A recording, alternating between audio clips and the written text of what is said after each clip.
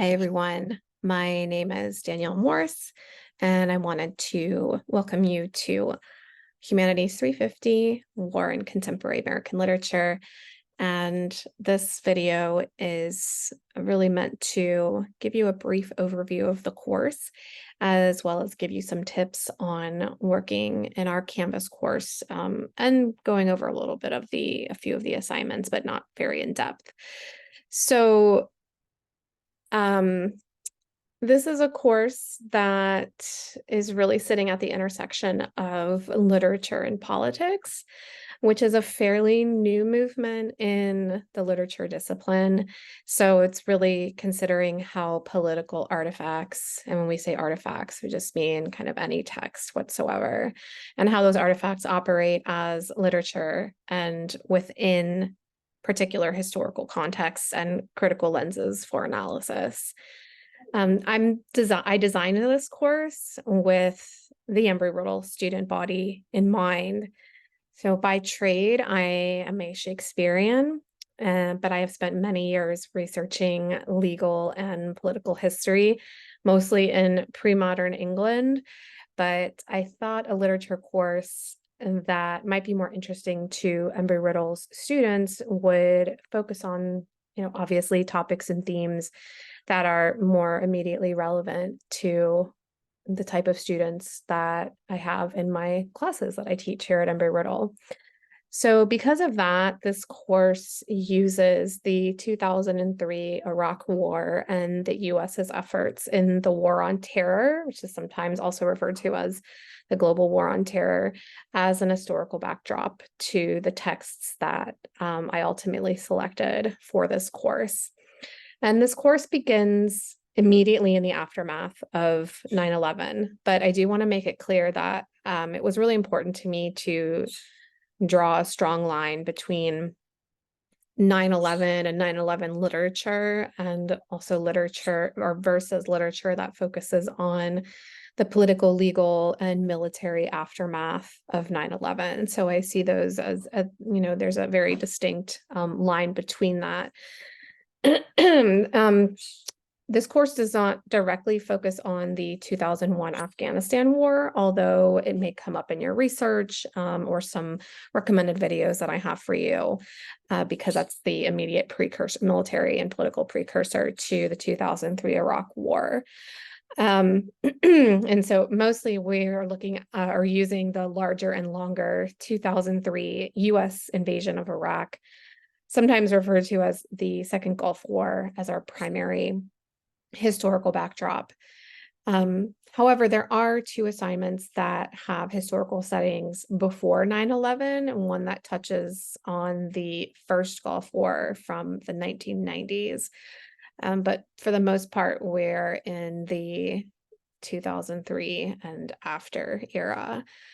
I do want to acknowledge that this course comes with a content warning, and that's because of the majority of artifacts we'll be reading, listening to, watching, and talking about. They contain sensitive and sometimes controversial topics, themes, and language. And so if you ever feel uncomfortable about something, don't hesitate to reach out to me privately.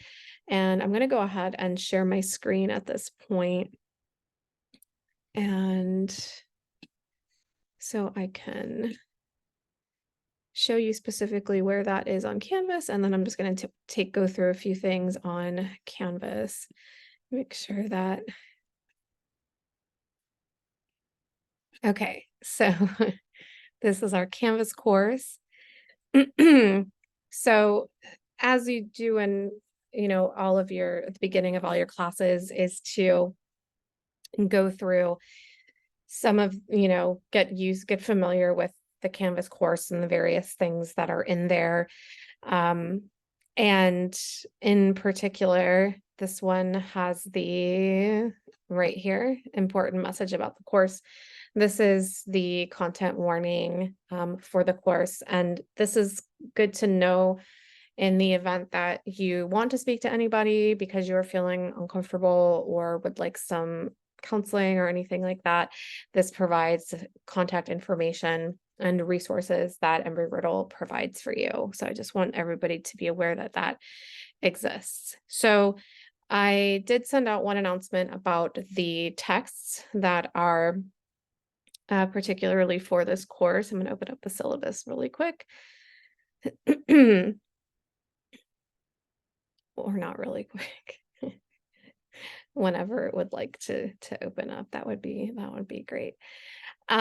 So as I stated in my very first announcement for this class, there are several texts that are hard copy, and then but that does not constitute, the only text that we're reading throughout the class. So there are a lot of online sources. There's videos we'll be watching, music you'll be listening to. The class ends with watching Generation Kill that you have access through the HUMN library, or if you have HBO Max, or I think it's just called Max now, it's also it's on there.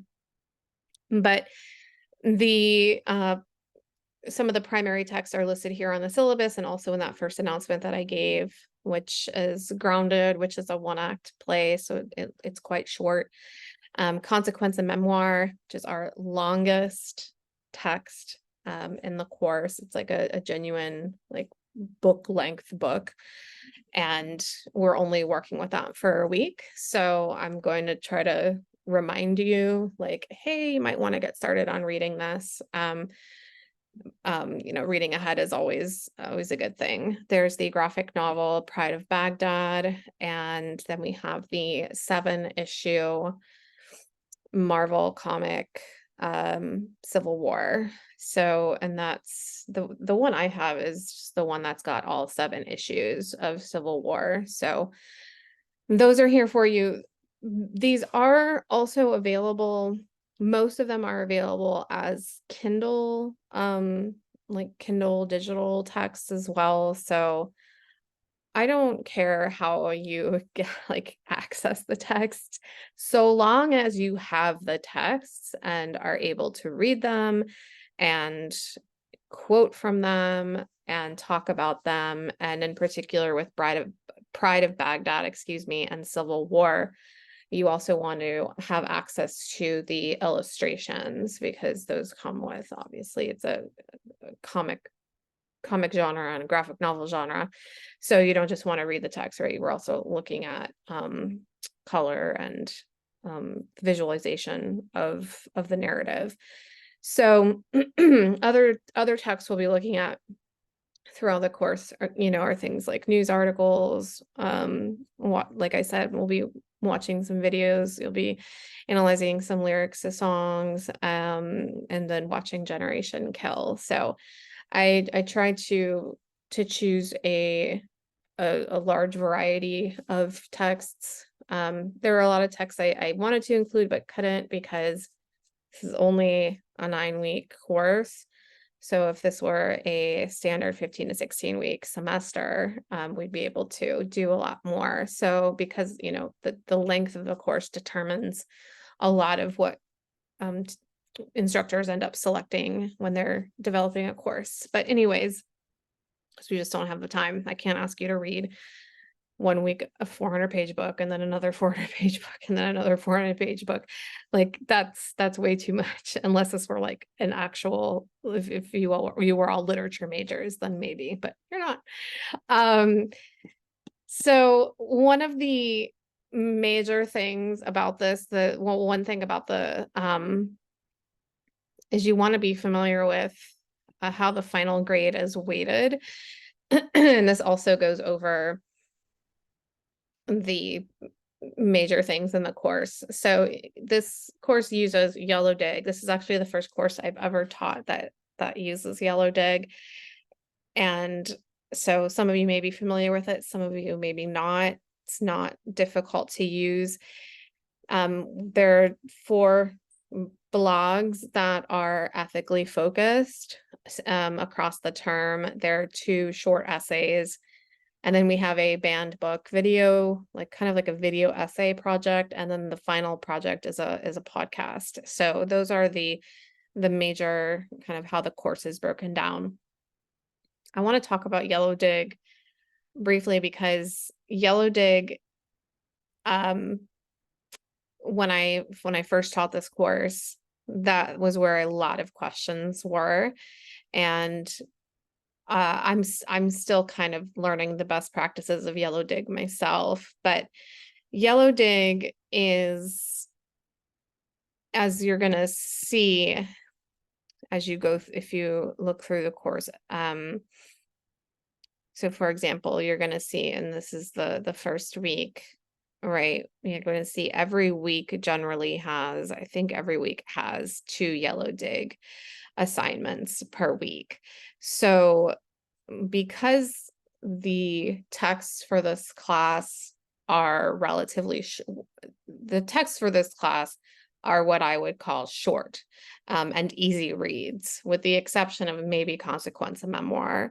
And there's some weeks where you're doing very little, maybe to no reading at all. Maybe you're just listening to something or watching something. So not that that doesn't take time and that you have to analyze it and think critically about it, but there are, excuse me, because it is lighter on the reading, I'm not having you read multiple short stories every week or a novel and a short story or tons of poetry. We're going to be doing a lot of talking. So I'd much rather, or when I developed the course, I wanted this course to, you know, give people the opportunity to look at several things, and then have more conversation about it and more critical kind of analysis about things. So there's usually 2 ways to do a course most generally.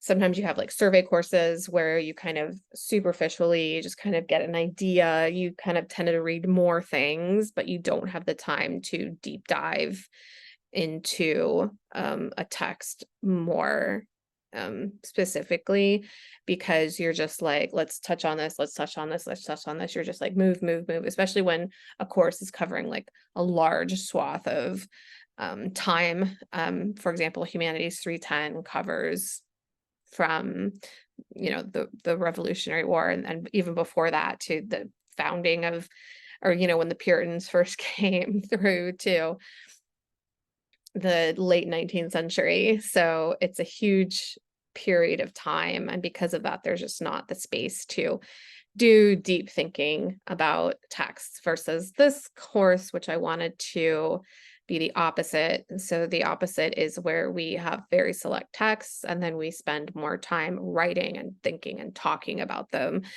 And so that's what I wanted for this course. Again, also tends to work better with a 9-week model for a term.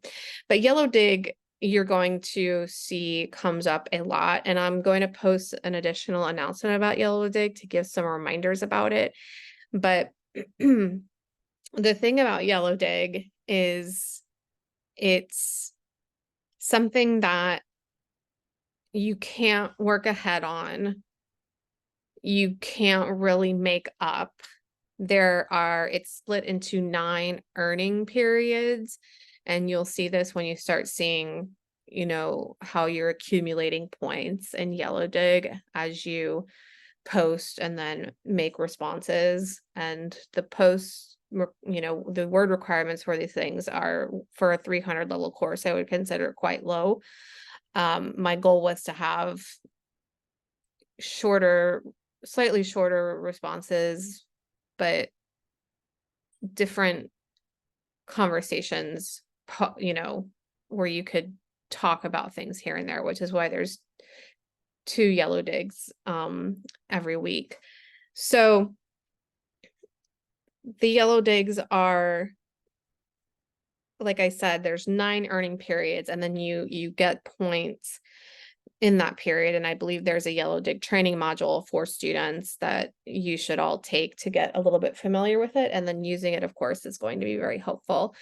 But because I had students the first time I taught this course either work ahead, and then that doesn't give them the points. So if like you're doing, I'm going to do week 1 and then I'm going to do week 2 and then I'm going to do week 3 all in the first earning period, that's not going to count. It's only going to count for whatever is the max points that you can accumulate. So by the time you would get to week 2 or week 3, you would be getting 0 points because we've now moved on to the second earning period and then the third earning period. So Yellow Dig is the design of it is meant to keep students from working ahead.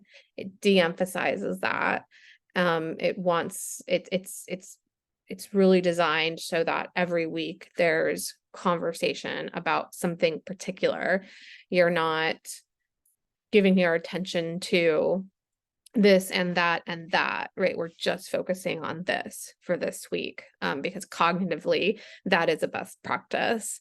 So, and then, but like I said, I'll talk more about Yellow Dig in an announcement on Canvas, and then I'm sure it's something that I'll be addressing like throughout the course. It's the thing I got, I think, the most questions on when I've taught this course. So, but that being said,